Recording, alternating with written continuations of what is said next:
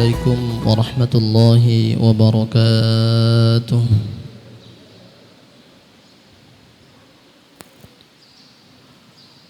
الحمد لله الذي أنعم علينا بنعمة الإيمان والإسلام.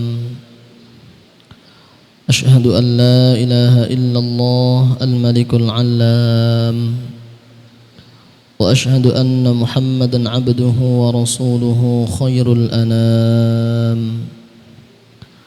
اللهم صل وسلم وبارك على سيدنا وحبيبنا محمد وعلى آله وصحبه ومن سار على نهجه صلاة وسلاما دائمين متلازمين على ممر الدهور والأيام.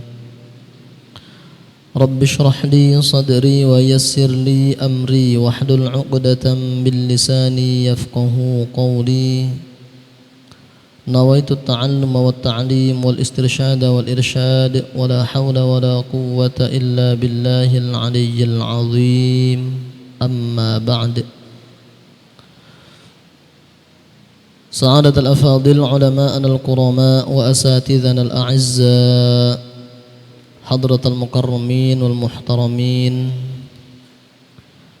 segenap pengurus dan jamaah Masjid Al-Ma'ruf yang mudah-mudahan kita semuanya dimuliakan oleh Allah Subhanahu wa taala. Amin ya rabbal alamin.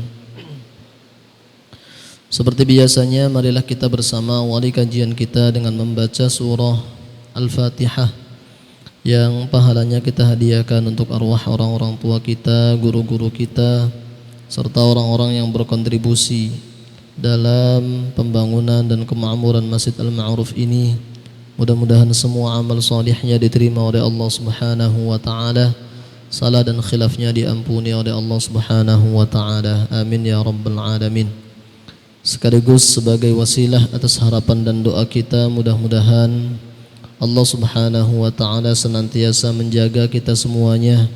Yang sakit mudah-mudahan diberikan kesembuhan, yang meninggal dunia mudah-mudahan meninggal dalam keadaan husnul khatimah, dan mudah-mudahan Allah segera mengangkat virus corona dari tengah-tengah kita semuanya. Amin ya rabbal alamin. Ala hadhihi niyyah wa ala ma nawahu salafus salih wa likulli niyyatin salihah. Al-Fatihah. أعوذ بالله من الشيطان الرجيم. بسم الله الرحمن الرحيم. الحمد لله رب العالمين الرحمن الرحيم مالك يوم الدين. إياك نعبد وإياك نستعين اهدنا الصراط المستقيم صراط الذين أنعمت عليهم غير المغضوب عليهم ولا الضالين. رب اغفر لي ولوالدي وللمؤمنين آمين. Bismillahirrahmanirrahim. Hadirin dan hadirat, a'azzani Allah wa iyyakum ajma'in. Al-hadithur rabi', hadis yang keempat pada pembahasan kitab Riyadhus Shalihin di bab amar ma'ruf dan nahi mungkar. Anin Nu'man ibn Bashir radhiyallahu anhuma, dari sahabat Nu'man bin Bashir radhiyallahu anhuma. Kenapa radhiyallahu anhuma? Karena ayahnya juga sahabat. Sahabat Nu'man, beliau sahabat. Lalu ayahnya Bashir juga sahabat. Maka sungguh sangat mulia. Ada beberapa sahabat itu yang sampai kakeknya kalau dari bawah, atau kakek ke anaknya ke cucunya, itu sudah menjadi sahabat semua. Maka tidak hanya radhiyallahu anhuma, tapi radhiyallahu anhum. Ini salah satu kesunahan yang ada di dalam agama Islam, yaitu taraddi. Taraddi artinya mendoakan radhiyallahu anhu untuk para sahabat. Meskipun sebenarnya kata-kata radhiya ini bisa untuk semua umat Islam. Seperti Allah sampaikan di surah Al-Bayyinah itu, radhiyallahu anhum wa radu'an. Itu anhumnya siapa? Semua orang yang beriman dan beramal salih. Innal ladzina amanu wa 'amilus salihati ulaika hum khairul bariyah jazaohum 'inda rabbihim jannatu 'adnin tajri min tahtihal anharu khalidina fiha abada radhiyallahu anhum wa radu'an. Jadi secara bahasa sebenarnya boleh-boleh saja kita menggunakan kata radhiyallahu anhu untuk semua umat Islam. Akan tetapi ada sebuah urf, ada sebuah kebiasaan yang dipraktekkan oleh ulama-ulama kita sejak dulu, ada pengelompokan kata-kata dan doa. Kalau untuk para nabi alaihi salam, kalau ditambahi alaihi salatu wassalam boleh tidak? Boleh juga. Khususnya untuk baginda Rasul Muhammad sallallahu alaihi wasallam. Alaihi salatu wassalam. Kalau untuk para sahabat, urufnya adalah radhiyallahu anhu untuk para sahabat. Lalu untuk orang-orang yang salih selain para sahabat, termasuk para tabi'in, Imam Tawus, Imam Hasan Al-Basri dan yang lain-lain, sampai termasuk orang-orang salih yang sampai kurun kita tapi yang sudah meninggal dunia, maka rahimahullah. Al-Imam Nawawi rahimahullah, Al-Imam Syafi'i rahimahullah, pakai rahimah, semoga Allah melimpahkan rahmatnya. Nah, kalau orang yang masih hidup di antara kita biasanya menggunakan hafizahullah. Hafizahullah artinya semoga Allah menjaganya. Tapi sebenarnya orang yang hidup pun didoakan rahmat, ya boleh saja, semoga Allah merahmatinya, ya tidak masalah. Karena rahmat itu tidak hanya untuk orang yang sudah meninggal dunia, yang masih hidup pun butuh rahmat Allah Subhanahu wa ta'ala. Akan tetapi tadi merupakan uruf, kebiasaan yang dipakai oleh para ulama seperti disebutkan dalam kitab Sab'atu Kutub Mufidah. Jadi kalau untuk para sahabat radhiyallahu an, untuk orang-orang salih di bawahnya sahabat sampai di kurun kita yang sudah meninggal dunia, rahimahullah. Kemudian untuk yang masih hidup, hafizahullah, semoga Allah menjaganya. Dan berkaitan dengan itu ada juga orang-orang yang mengkritik kenapa orang yang sudah meninggal dunia itu disebut dengan almarhum, almarhumah. Kita kan biasanya menyebut untuk almarhum siapa, kalau perempuan almarhumah siapa.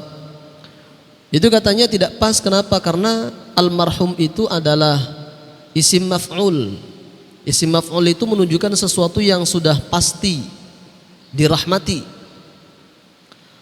Padahal maksud kita itu kan doa. Maksud kita itu ya sebenarnya rahimahullah, semoga Allah merahmatinya.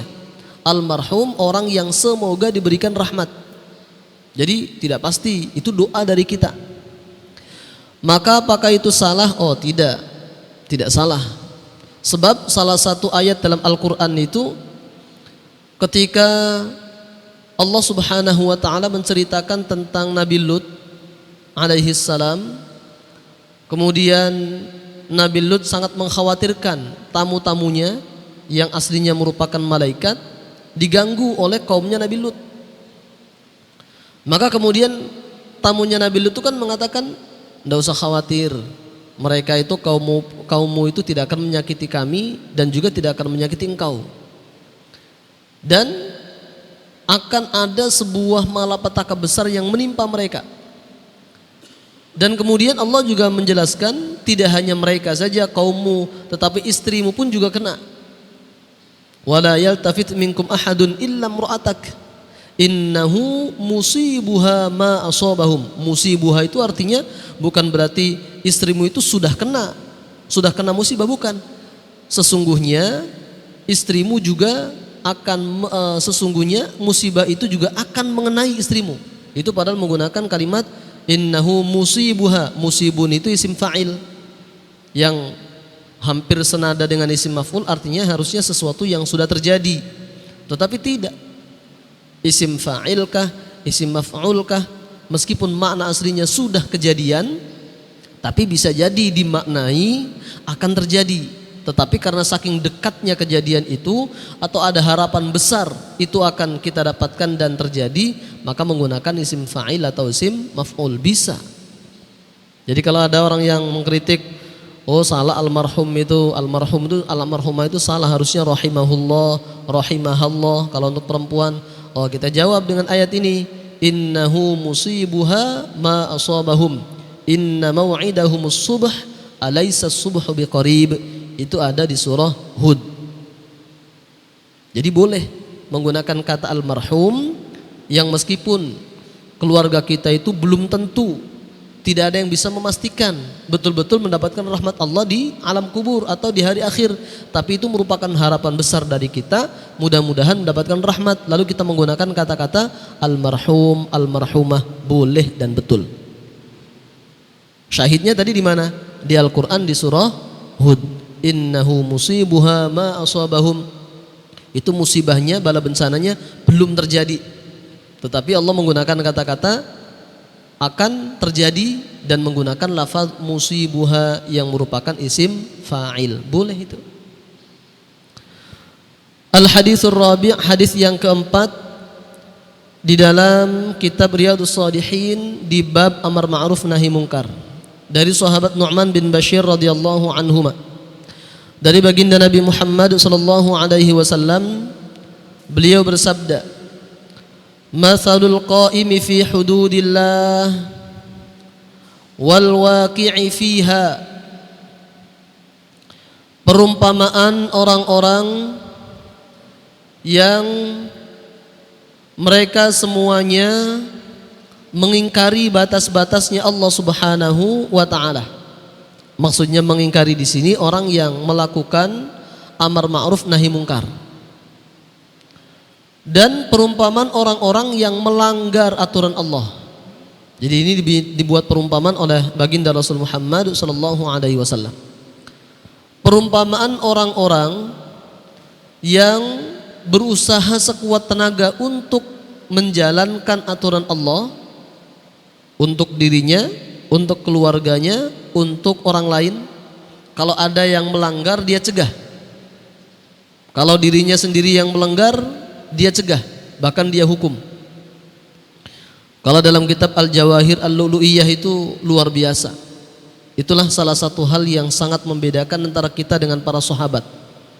Sangat jauh, bagaikan langit dan bumi.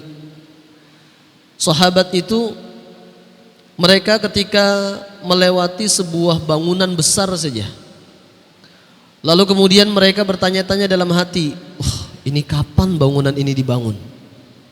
Mungkin kalau kita dilanjutkan, ini kira-kira berapa miliar ini habisnya? Atau bahkan dilanjutkan, ini arsiteknya kira-kira dari luar negeri ke dalam negeri maunya. Itu padahal dia hanya terbersit di hatinya itu pertanyaan, mata buniyat hadhil binyah. Ini bangunan ini kapan ya dibangun? Itu di hati saja. Tetapi kemudian dia langsung menegur dirinya dengan cara apa? Ya nafsu, wahai jiwa, wahai hati, kenapa engkau menanyakan sesuatu yang tidak ada pentingnya bagimu dunia dan akhirah? Apakah kamu menanyakan seperti itu membuat engkau mendapatkan pahala dari Allah? Apakah engkau menanyakan hal seperti itu lalu kemudian engkau mendapatkan anugerah dari Allah? Dan kalau engkau tidak bertanya seperti itu, apakah engkau ada rugi? Itu mengikop dirinya sendiri, mencela dan mencaci dirinya sendiri.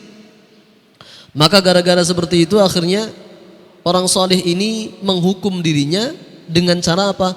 Puasa selama 1 tahun penuh, hanya sekedar melakukan hal yang menurut dia tidak ada manfaatnya. Wah, kalau kita seperti itu ya puasanya tidak cukup setahun, berpuluh-puluh tahun. Karena banyak sekali perbuatan kita yang memang kadang-kadang sia-sia. Itulah kenapa antara kita dengan ulama-ulama salaf dulu itu sangat beda jauh. Mereka ketika mengetahui kebenaran, langsung kerjakan. Kalau kita kadang-kadang, sebentar dulu, ini kira-kira manfaatnya apa ini?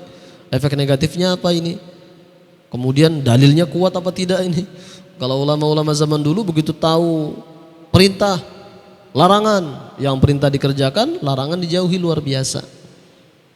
Itulah kenapa ungkapan-ungkapan mereka sangat mujarab. Doa-doa mereka sangat mustajab. Karena hatinya itu sangat bersih. Ada juga cerita sahabat Abdullah bin Salam. Baginda Nabi Muhammad SAW pernah menyampaikan bahwa orang yang akan datang pertama kali di tengah-tengah kalian nanti, itu dia adalah ahli surga.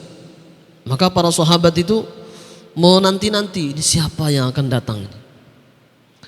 Maka kemudian tiba-tiba datang sahabat Abdullah bin Salam. Langsung para sahabat itu memberikan kabar gembira. Hani'an laka ya Abdullah ibn Salam. Sungguh luar biasa engkau Abdullah bin Salam, selamat. Loh, kenapa? Tadi Rasul menyampaikan siapa yang datang pertama kali kepada kami ini adalah ahli surga, dan ternyata engkau yang datang. Maka langsung ditanya, resepmu apa? Amalanmu apa yang membuat engkau dipastikan masuk surga oleh Rasul? Maka kata sahabat Abdullah bin Salam, inna amali la dha'if. Perbuatan saya, amal saya itu sebenarnya sedikit, kecil. Tetapi saya memiliki satu amalan andalan. Apa itu? Yang pertama, salamatus sadri, hatinya bersih. Tidak gampang suudzon kepada orang, tidak gampang curiga kepada orang, tidak gampang mencaci maki orang, tidak gampang mengoreksi dan menilai orang. Salamatus sadr itu penting sekali. Makanya beberapa ulama di Azhar, termasuk dosen-dosen saya, karena alhamdulillah sampai sekarang kami juga masih belajar di Azhar itu meskipun melalui online. Jadi ada pertemuan-pertemuan online, para alumni itu ikut gabung di situ. Itu dinasihati. Salah satu nasihatnya adalah, kalau kalian bisa tidak membaca berita-berita yang sifatnya tidak penting, contoh berita artis, berita macam-macam itu. Kalau kalian bisa tidak membaca berita-berita seperti itu, enggak usah baca. Kenapa? Karena akan membuat hati dan pikiran kalian penuh dengan berita-berita semacam itu. Akhirnya yang ada negative thinking, yang ada pesimis, yang ada pikiran buruk, dan seterusnya dan seterusnya. Dan yang kedua, apa kata sahabat Abdullah bin Salam?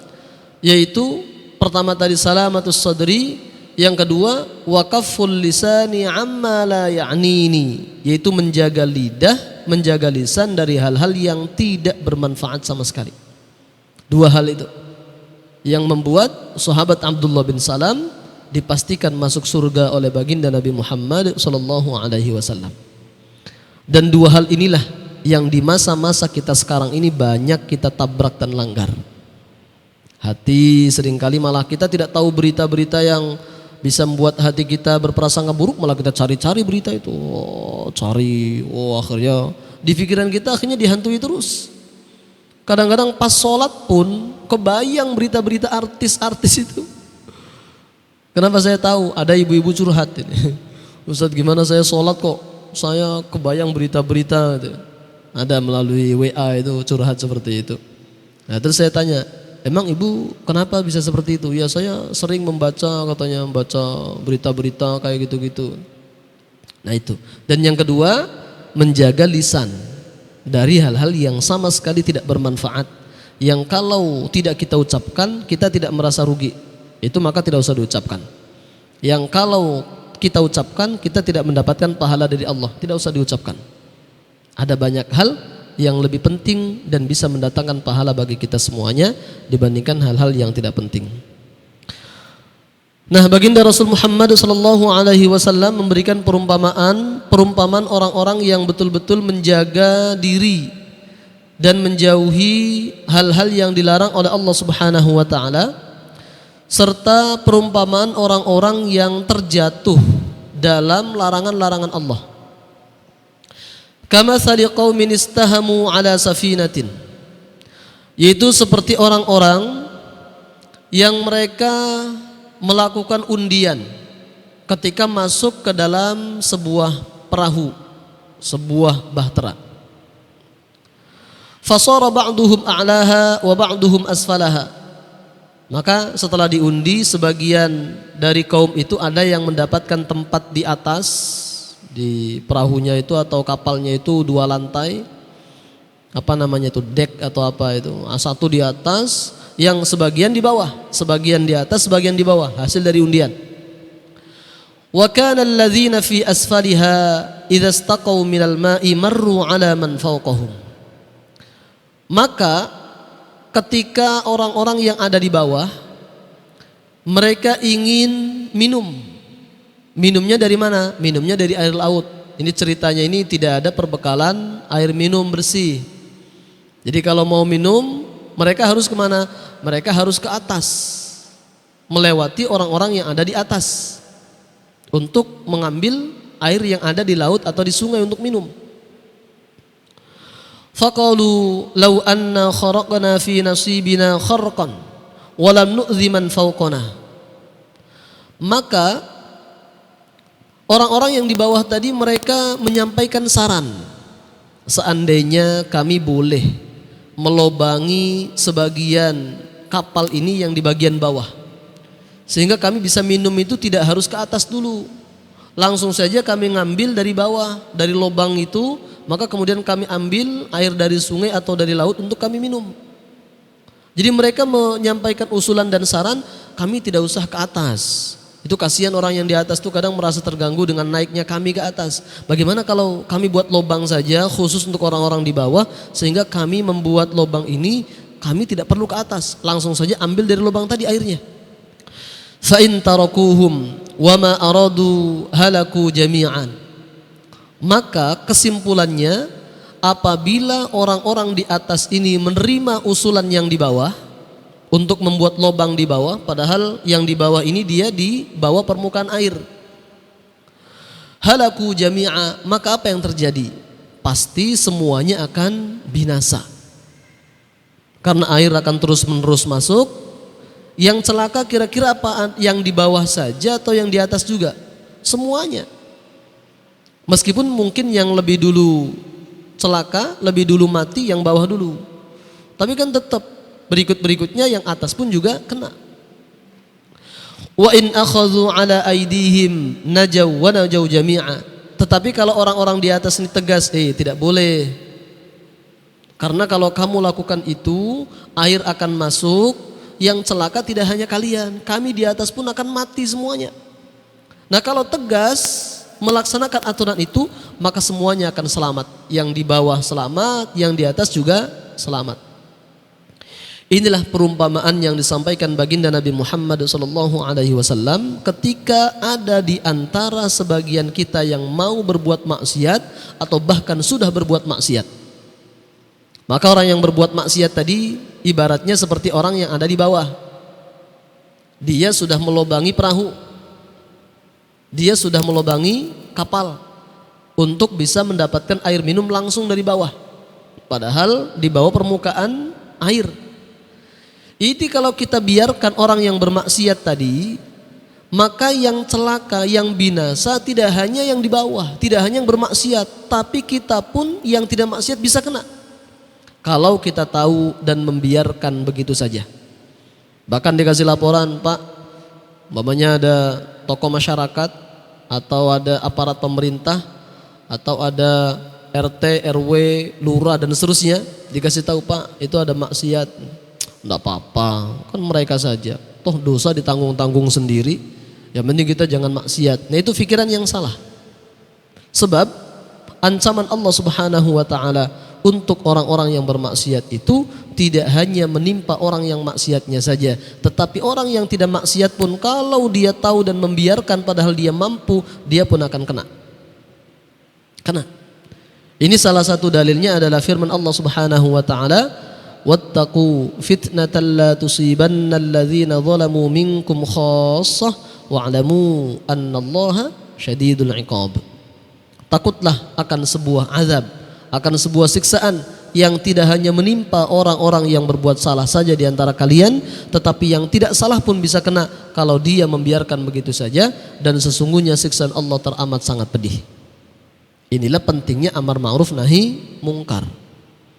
Jadi kalau ada orang yang kita nasihati dengan baik-baik, dengan kata-kata yang tidak merendahkan, dengan tidak di depan umum, umpamanya kita nasihati japri atau langsung temui, mohon maaf, apa yang kamu lakukan itu salah. Ini loh bukti-buktinya, dalil-dalilnya dalam agama Islam itu salah. Membuka aurat itu salah. Jangankan buka aurat, berpakaian ketat saja kata baginda Rasul tidak bisa mencium bau surga. Padahal jaraknya untuk mencium bau surga itu dari jarak yang sangat jauh bisa tercium. Lah ini orang yang pakaiannya ketat disebut dengan kasiyatin ariyat, orang yang berpakaian tapi seperti telanjang, itu tidak bisa mencium bau surga, apalagi masuk surganya. Itu yang masih pakai baju tetapi ketat. Apalagi yang membuka aurat terang-terangan. Kita sampaikan pelan-pelan. Tapi kemudian dijawab, Bapak nih usil betul, ikut campur aja, kepo aja itu. Ya biarin urusan saya, dosa-dosa saya, siksa-siksa saya. Maka kita katakan, tidak begitu. Kamu yang berdosa, tetapi yang kena itu tidak hanya kamu, tapi seluruh keluargamu dan juga kami semuanya yang melihat kamu salah tetapi tidak memberikan sumbangsi apa-apa. Kami semuanya kena. Ya itulah pentingnya prinsip seperti disampaikan di dalam surah Al-Asr, wal 'asr innal insana lafi khusr illa alladzina amanu wa 'amilus solihati wa tawasaw bil haqqi wa tawasaw bis sabr. Jadi kalau di dalam konsep surah Al-Asr itu semua dari kita ini akan berada di dalam kerugian. Innal insana lafi khusr, semua manusia. Al-insan itu alif lamnya namanya alif lam jinsiyah lil istighraqiyah, semua manusia tanpa terkecuali akan berada dalam khusr, kerugian. Kecuali orang-orang yang memenuhi 4 hal. Yang pertama, beriman. Illalladzina amanu. Apakah cukup beriman? Tidak cukup. Harus wa amilus shalihat. Imannya itu diwujud nyatakan dalam perbuatan amal soleh. Apakah cukup dengan amal soleh secara pribadi saja? Sholat, ngaji, membaca Quran, zikir, sholawatan? Tidak cukup. Harus juga watawasaw bil haqqi. Harus memberikan wasiat, wejangan-wejangan, nasihat-nasihat tentang kebaikan. Kalau ada yang salah, nasihati. Ada yang belum mau melakukan kebaikan, dorong, semangati, motivasi. Apakah cukup situ? Ternyata belum, masih ada yang keempat, watawasaw bis sabr, dan saling memberikan nasihat agar semuanya bersabar. Sabar itu ada 3. Sabar menjalankan perintah Allah dan Rasulullah. Yang kedua, sabar menjauhi larangan-larangan Allah dan Rasulullah. Yang ketiga, sabar menghadapi musibah. Ada orang tuh yang kalau menghadapi musibah dia sabar, menghadapi corona dia sabar, tapi dalam menjauhi larangan Allah tidak sabar. Ada juga yang sebaliknya, kalau taat dia sabar, datang ke masjid awal-awal umpamanya, tetapi menghadapi musibah kadang tidak sabar, menyalahkan Allah, mengungkit-ungkit, ya Allah saya kok sudah sholat terus tapi masih kena penyakit juga ya Allah. Maka kita harusnya positive thinking. Dalam salah satu hadis disebutkan, innallaha idza ahabba qauman ibtalahum. Sesungguhnya Allah Subhanahu wa taala ketika mencintai suatu kaum, Allah akan menguji. Bahkan di Al-Quran juga disebutkan, apakah kemudian kalau kalian sudah membaca kami orang beriman, lalu kemudian kalian dilepaskan begitu saja tanpa ada ujian? Tidak, semuanya diuji. Iman kita itu benar atau tidak, iman kita itu lurus atau tidak, maka diuji.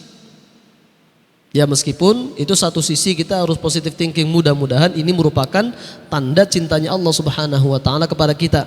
Tapi di sisi yang lain kita pun harus negative thinking pada diri kita sendiri. Apa maksudnya?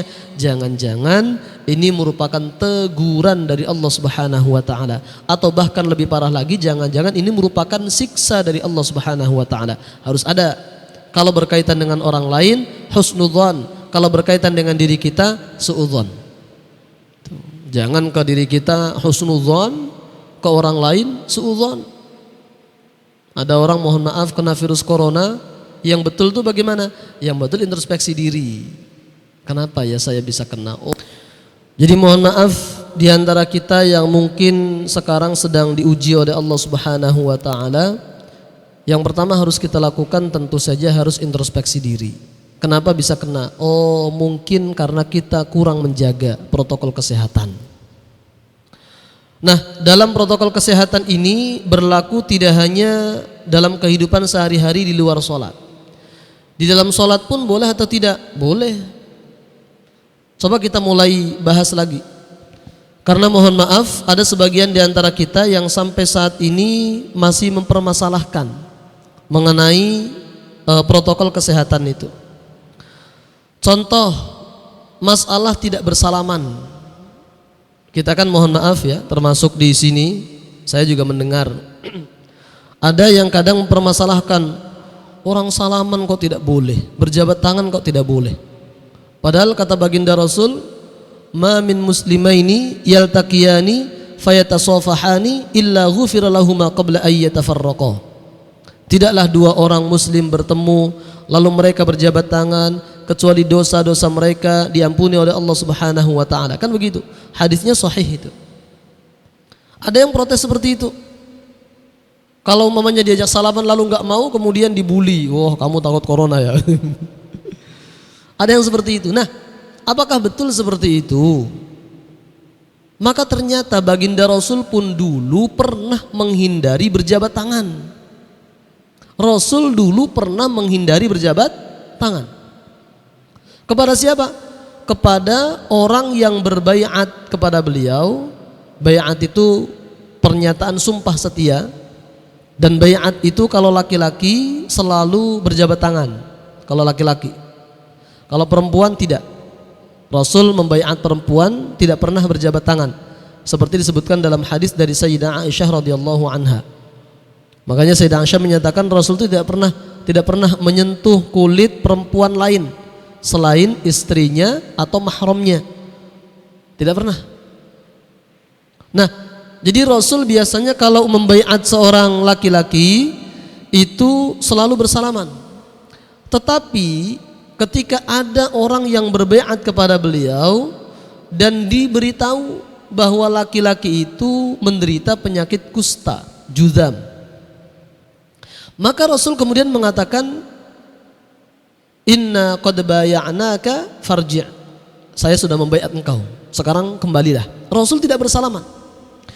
Ini hadisnya disebutkan dalam hadis riwayat Imam Muslim nomor hadis 328. Silakan bisa dicek riwayat Imam Muslim nomor hadis 328 dari sahabat Amr bin Asy-Syarid dari ayahnya. Kana fi wafdi Thaqifin rajulun majzumun farsala ilaihi an-nabiy sallallahu alaihi wasallam inna qad bay'anaka farji'. Jadi saat itu ada dari utusan Bani Thaqif, mereka datang kepada baginda Rasul untuk berbaiat. Maka disampaikan, wahai Rasulullah, ada di antara salah seorang utusan ini dia terkena penyakit juzam, majzum. Majzum itu orang yang terkena penyakit juzam. Juzam itu lepra atau kusta. Maka kemudian Rasul menyampaikan kepada sahabat, tolong sampaikan saja kepada mereka, kepada orang tersebut, laki-laki yang menderita penyakit kusta tadi, inna qad bay'anaka farji'. Aku sudah membaiat engkau. Katakan kepada dia, aku sudah membaiat engkau, farji', sekarang kembalilah. Rasul tidak mau bersalaman dengan laki-laki yang penyakit kusta tadi. Lalu apakah kemudian boleh kita bertanya, oh ke Rasul kalau begitu takut dong dengan penyakit, takut dengan kusta. Kalau begitu Rasul imannya jangan-jangan tidak kuat, jangan-jangan tawakalnya Rasul lemah. Siapa kita berani bertanya seperti itu? Siapa kita bisa menyalahkan Rasul, menganggap Rasul imannya lemah karena tidak mau bersalaman dengan orang yang punya penyakit kusta? Dan ini banyak, hal-hal yang semacam ini banyak, tidak hanya baginda Rasul. Dan bahkan kemudian Rasul menyampaikan dalam salah satu hadis yang sahih, firra minal majdzumi firaraka minal asadi. Hindarilah orang-orang yang terkena penyakit kusta seperti engkau menghindari singa. Larilah engkau dari orang yang kena penyakit kusta, penyakit menular, seperti engkau lari dari orang yang seperti engkau lari dari hewan singa atau binatang buas lainnya. Dan hadis itu sahih, riwayat Imam Bukhari, nomor hadis 5707, 5707. Jadi kalau mohon maaf umpamanya sekarang di antara kita ada yang saya tidak bersalaman untuk keamanan, dalilnya ada. Jangan disalahkan. Jangan disalahkan. Ya tapi kan kita semuanya dari rumah sama-sama sudah cuci tangan. Ya namanya orang ihtiyat, hati-hati, jaga-jaga itu ya selama tidak pasti tidak ada, ya boleh kita lakukan. Dan ini masalahnya memang virusnya nggak kelihatan. Kalau kelihatan kan jelas, mau salaman ada kotoran di tangan, oh ya ada kotoran, nggak jadi, kan jelas. Ini masalahnya tidak bisa ketahuan. Ya, jadi ini salah satu hal yang bisa menjadi landasan kita bahwa kenapa kita tetap harus mematuhi protokol kesehatan. Baik, yang berikutnya sahabat Umar ibn Khattab dalam hadis riwayat Imam Bukhari nomor hadis 5729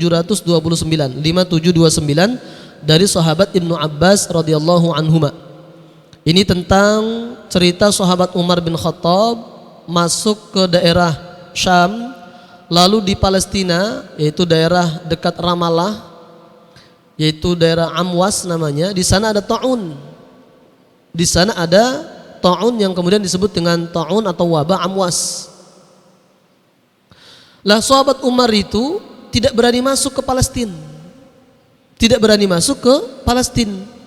Padahal yang terkena itu ya di Amwasnya itu saja. Tapi kan kemudian beberapa daerah-daerah sekitarnya juga terkena, merambah. Maka akhirnya sahabat Umar itu saat itu disalahkan oleh sahabat Abu Ubaidah Ibnul Jarrah yang menjadi gubernur di Syam.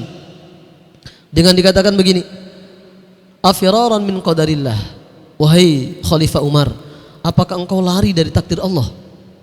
Maksudnya itu kalau bahasa kita, wahai sahabat Umar, kenapa engkau takut? Kan kalaupun kena ya takdir Allah gitu. Maka kata sahabat Umar, seandainya aku berharap bukan engkau yang mengatakan begitu wahai Abu Ubaidah. Artinya kalau menurut sahabat Umar pertanyaan semacam itu bukan pertanyaan yang cerdas gitu. Tapi akhirnya sahabat Umar menerangkan begini, nafirru min qadarillah ila qadarillah. Ya, kami menghindari salah satu kemungkinan takdir Allah menuju kemungkinan takdir Allah yang lain. Kami masuk kemungkinan takdir Allah, bisa kena. Kami kemudian tidak jadi masuk, lalu selamat, juga takdir Allah, sama-sama takdir Allah. Sama-sama takdir Allah. Lalu sahabat Umar kemudian menerangkan begini perumpamannya, wahai Abu Ubaidah, kalau engkau menuju sebuah tempat lalu ada dua jalan, yang satu jalannya enak, mulus, bagus, tidak rawan begal, ada banyak persediaan minuman, ada rest area, ada masjid untuk sholat dan seterusnya. Tapi di situ nggak diterangkan ada masjid, enggak. Jalan yang satunya jalannya nggak enak, tidak ada tempat persediaan minuman untuk hewan-hewan, tidak ada fasilitas lainnya, dan buat engkau di situ akan khawatir dalam perjalanan. Kira-kira pilih yang mana?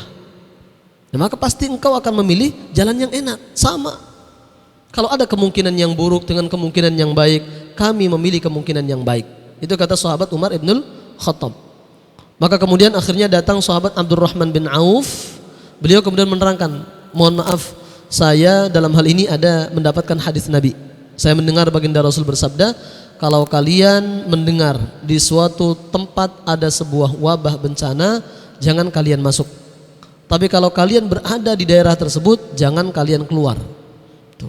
Nah itu kalau di awal hadisnya itu terjadi perdebatan. Sahabat Umar itu minta nasihat kepada golongan muhajirin. Gimana muhajirin? Ini enaknya kita masuk tidak nih? Sahabat muhajirin pun berdebat. Oh, ke sahabat Umar kita masuk saja sudah. Yang lain jangan. Nah sebentar, sudah kalian jangan berdebat. Gak ada kata sepakat. Golongan Ansor, sekarang coba berikan pendapat kalian. Enaknya kita ini masuk tidak ke Syam? Mereka berdebat juga, gak sepakat. Akhirnya sahabat Umar sebagai seorang pemimpin memberikan keputusan yang tegas. Kita tidak masuk.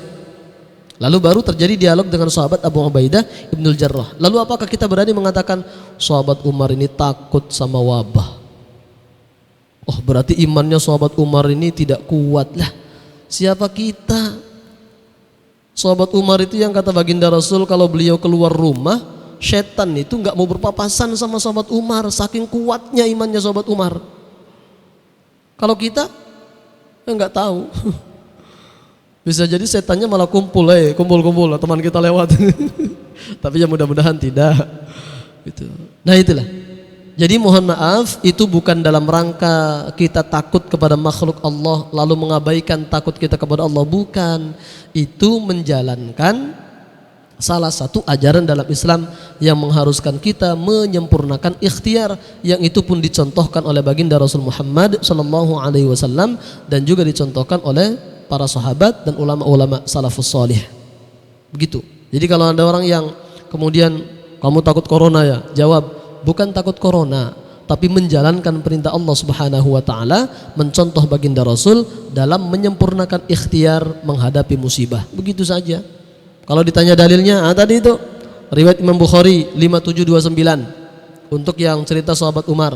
Kalau cerita Nabi tadi juga ada dalam riwayat Imam Bukhari dan juga riwayat Imam Muslim. Dua-duanya sahih. Hadirin dan hadirat azani Allah wa iyyakum ajma'in. Selanjutnya termasuk bagaimana kalau, mudah-mudahan ini tidak terjadi ya. Mudah-mudahan tidak terjadi. Tapi kemungkinan terburuk kalau saja terjadi.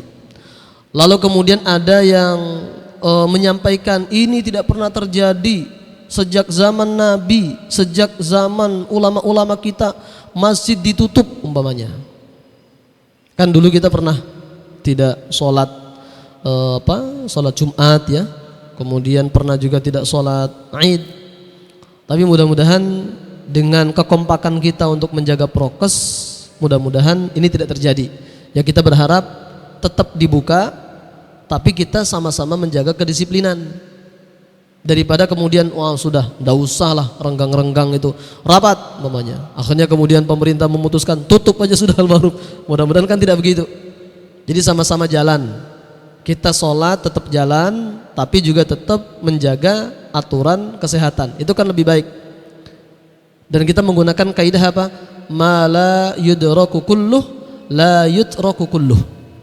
Sesuatu yang tidak bisa kita laksanakan dengan maksimal, maksimalnya kan rapat, maksimalnya itu tidak bisa kita laksanakan, maka ya sebisa mungkin kita tidak meninggalkan secara total. Meninggalkan total itu maksudnya apa? Enggak jamaah sama sekali. Lebih baik kita masih ada kekurangan sedikit, yaitu tidak bisa rapat, tetapi kita masih bisa melaksanakan jamaah, daripada kita ngotot pengen rapat lalu kemudian akhirnya tidak ada jamaah sama sekali. Itu yang kita pakai, ma la yudraku kulluh la yutraku kulluh. Ada kaidah fikihnya itu. Di dalam kitab Al-Ashbah wan Nadhair ada, dalam kitab Al-Qawaid Al-Fiqhiyah karangan Syekh Muhammad Azam juga ada, diterangkan banyak sekali itu. Nah, mudah-mudahan tidak terjadi, tetapi andai ada kemungkinan terburuk sehingga kata pemerintah tutup umpamanya. Seperti saya lihat di Depok itu ada edarannya sudah di Depok ditutup. Salah satu alasannya yang saya baca dari netizen ya, entah benar entah tidak itu, alasannya katanya ya tadi ada beberapa masjid yang memang tidak mau untuk renggang, itu nggak mau. Alasannya karena sholatnya katanya tidak sah. Maka kalau ada yang mengatakan sholat renggang kemudian sholatnya tidak sah, tidak benar itu. Kenapa? Karena sepakat 4 mazhab merapatkan shaf, istiwa us-sufuf, itu hukumnya adalah sunnah muakkadah. Sunnah muakkadah yang kalaupun tidak rapat pun, dan mohon maaf bahkan kebanyakan kita ini kadang-kadang dalam kondisi normal pun banyak yang tidak rapat, termasuk di tempat kita. Kita dalam kondisi normal tuh banyak yang tidak rapat kan, tapi tidak diributkan itu. Nah sekarang pas ada wabah lalu kemudian kata ahli-ahli kesehatan renggangkan untuk menjaga. Nah sekarang malah ribut. Padahal dalam kondisi normal tidak ada wabah, kita untuk rapat aja malah ribut. Jangan rapat-rapat dong, saya terganggu dong kaki saya ini. Begitulah sekarang pas ada wabah seperti ini disuruh renggang malah kemudian ribut.